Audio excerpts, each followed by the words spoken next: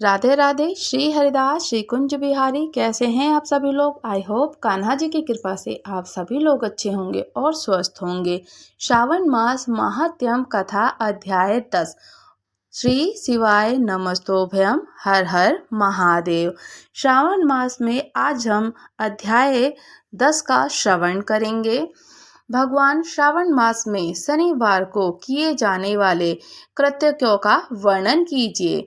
तब बाबा महादेव पिताजी बोलते हैं कि हे सनत कुमार, अब मैं आपसे शनिवार के व्रत की विधि का भी वर्णन करूंगा, जिसका अनुष्ठान करने से मंदत्व नहीं होता है।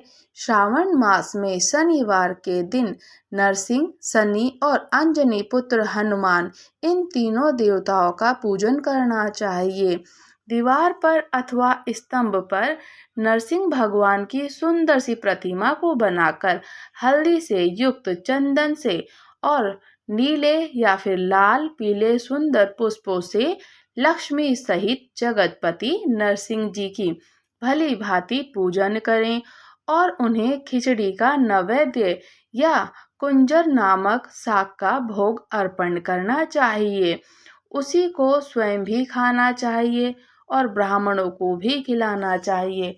तिल का तेल हो या घी का स्नान भगवान नरसिंह को बहुत प्रिय है। शनिवार के दिन तिल सभी कार्यों के लिए प्रशस्त है। शनिवार के दिन तिल के तेल से ब्राह्मणों को और सुवासिनी स्त्रियों को उपटन लगाना चाहिए। ये कुटुंब सहित स्वयं भी संपूर्ण शरीर में तेल लगाकर स्नान करना चाहिए या उड़द का भोजन ग्रहण करना चाहिए। इससे भगवान नरसिंह प्रसन्न होते हैं। इसी प्रकार से श्रावण मास के चारों शनिवार में इस व्रत को करना चाहिए।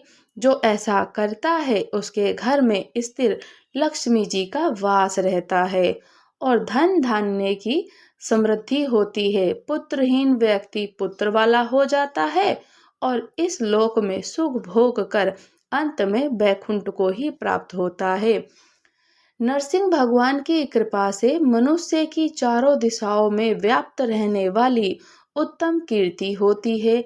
हे सौम्य, मैंने आपसे नरसिंह का ये उत्तम व्रत कहा है। हे सनत कुमार, अब शनिवार की प्रसन्नता के लिए जो करना चाहिए उसे भी सुनो। एक लंगड़े ब्राह्मण और उसके अभाव में किसी ब्राह्मण के शरीर में तिल का तेल लगाकर उसे उष्ण जल से स्नान कराना चाहिए और श्रद्धा पूर्वक नरसिंह भगवान के लिए बताए गए अन्न अर्थात खिचड़ी उसे खिलानी चाहिए। उसके बाद तेल, लोहा, काला तिल, काला उड़द और काला कंबल प्रदान कर दें, दान दक्षिणा दें। इसके बाद व्रती का ये कहें कि मैंने ये सब शनि की प्रसन्नता के लिए किया है। हे शनिदेव, आप मुझ पर प्रसन्न हो जाइए। उसके बाद तिल के तेल से शनिवार को अभिषेक कराना चाहिए। शनि महाराज का अभिषेक करना चाहिए और उनके पूजन में तिल या फिर उड़द या अक्षत चावल का प्रशस्त माने जाते हैं। चावल भी उनको चढ़ाए जाते हैं। हे मुनिवर, अब मैं शनिवार का ध्यान बताऊंगा, आप ध्यान पूर्वक से सुनिएगा। शनिवार को कृष्ण वर्ण वाले हैं, मंद गति वाले हैं, काश्यप गोत्र वाले हैं और सौराष्ट्र देश में पैदा हुए हैं। सूर्य पुत्र हैं, वर देने वाले हैं और दंड के समान आकार वाले मंडल में स्थित हैं। इंद्र नीलमणि तुल्य कांति वाले हैं। हाथों में धनुष और बाण त्रिशूल धारण किए हुए हैं। गिद्ध पर आरूढ़ होकर यम इनके अधिदेवता हैं। ब्रह्मा इनके प्रति देवता हैं। ये कस्तूरी अंगूरी का गंध या गूगल का धूप ग्रहण करते हैं। इन्हें खिचड़ी तो अत्यंत प्रिय है। इसी प्रकार से ध्यान की विधि कही गई है। इनके पूजन के लिए लोहमयी सुंदर प्रतिमा बनानी चाहिए। हे द्विजश्रेष्ठ नारद, हे सनत कुमार, इनके निमित्त की गई पूजा में कृष्ण अर्थात काली वस्तु का दान करना चाहिए। ब्राह्मण को काले रंग के 2 वस्त्र देने चाहिए और काले बछड़े सहित काली गाय का दान देना चाहिए। विधि पूर्वक पूजा करके इस प्रकार से प्रार्थना स्तुति करनी चाहिए। आराधना से संतुष्ट होकर उन्होंने नष्ट राज्य वाले राजा नीलकोश का हे शनिदेव, आराधना से संतुष्ट होकर जिन्होंने नष्ट राज्य वाले राजा के नील को उनका महान राज्य पुनः प्रदान कर दिया था, वह शनिदेव मुझ पर प्रसन्न हो जाइए। नील अंजन के समान वर्ण वाले, मंद गति से चलने वाले, छाया देवी और सूर्य से उत्पन्न होने वाले, हे शनिवार, हे शनेश्वर, मैं आपको बारंबार नमस्कार करता हूँ। मंडल के कोण में स्थित आपको नमस्कार है। पिंगल नाम वाले आप शनिवार को नमस्कार है। हे देव देवेश्वर, मुझ दीन और शरणागत पर कृपा कीजिए। इस प्रकार से स्तुति करनी चाहिए और उनको बारंबार प्रणाम करना चाहिए। तीनों वर्ण ब्राह्मण, क्षत्रिय, वैश्य के लिए शनि के वार का पूजन, शनि देव का पूजन इस वैदिक मंत्र का प्रयोग ही बताया गया है और शूद्र के लिए पूजन में नाम मात्र का ही प्रयोग बताया गया है कि जो शूद्र जाति के होते हैं उनको तो पूजन ना करने के केवल उन्होंने नाम का मंत्र भी उच्चारण कर लिया तो उनकी तो पूजन सफल है। जो व्यक्ति दत्तचित्त होकर इस विधि से शनिदेव का पूजन करेगा उसे स्वप्न में भी शनि का भय नहीं होगा। हे विप्रवर, हे सनत कुमार, जो मनुष्य श्रावण मास में प्रत्येक शनिवार के दिन भक्ति पूर्वक इस विधि से इस व्रत को करेंगे उन्हें शनिचर और शनि महाराज की द्वारा लेस मात्र भी कष्ट नहीं होगा। जन्म राशि से पहले, दूसरे, चौथे, पांचवें, सातवें, आठवें अथवा 9वें या 12वें स्थान में स्थित शनि सदा संकट पहुंचाता है।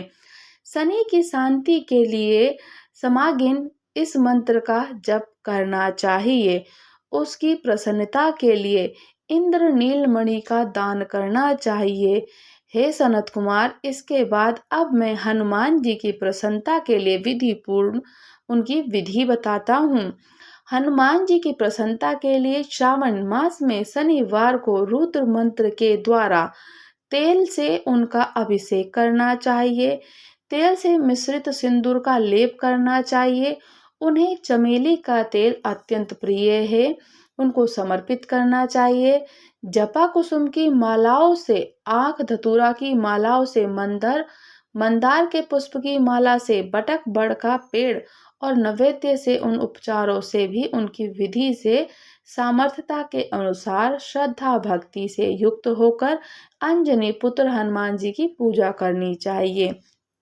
इसके बाद हनुमान जी बुद्धिमान को चाहिए कि हनुमान जी की प्रसन्नता के लिए उनके 12 नामों का जप करे। हनुमान जी अंजुनी सुनी, वायुपुत्र, महाबल, रामेश, फागुन, सखा, पिंगाक्ष, अमित विक्रम, उदिक्रमण, सीता शोक विनाशक, लक्ष्मण प्राणदाता और 10 ग्रह वृत प्रहा, ये 12 नाम हैं उनके। जो मनुष्य प्रातः काल नित्य प्रतिदिन उठकर इन 12 नामों को पढ़ता है उसका अमंगल तो कभी नहीं होता, उसे सभी संपदा सुलभ प्राप्त हो जाती है। इसी प्रकार से श्रावण मास में शनिवार के दिन वायुपुत्र हनुमान जी की आराधना करके मनुष्य वज्र तुल्य शरीर वाला, निरोग और बलवान हो जाता है। अंजनी पुत्र की कृपा से वे कार्य करने में वेगवान और बुद्धि वैभव से युक्त हो जाता है। उसके बाद शत्रु नष्ट हो जाते हैं, मित्रों की वृद्धि होती है और वे वीरशाली कीर्तिमान हो जाता है। यदि साधक हनुमान जी के मंदिर हनुमत कवच का पाठ करे और वे अणिमा आदि 8 सिद्धियों के द्वारा स्वामित्व प्राप्त कर लेता है और यक्ष, राक्षस, बेताल उसे देखते ही कांप उठकर भयभीत हो जाते हैं और वेग पूर्वक 10 दिशाओं से भाग जाते हैं। हे सत्तम, हे सनत कुमार, शनिवार के दिन पीपल के वृक्ष का आलिंगन करके पूजा करनी चाहिए। शनिवार को छोड़कर अन्य किसी दिन पीपल के वृक्ष को स्पर्श नहीं करना चाहिए।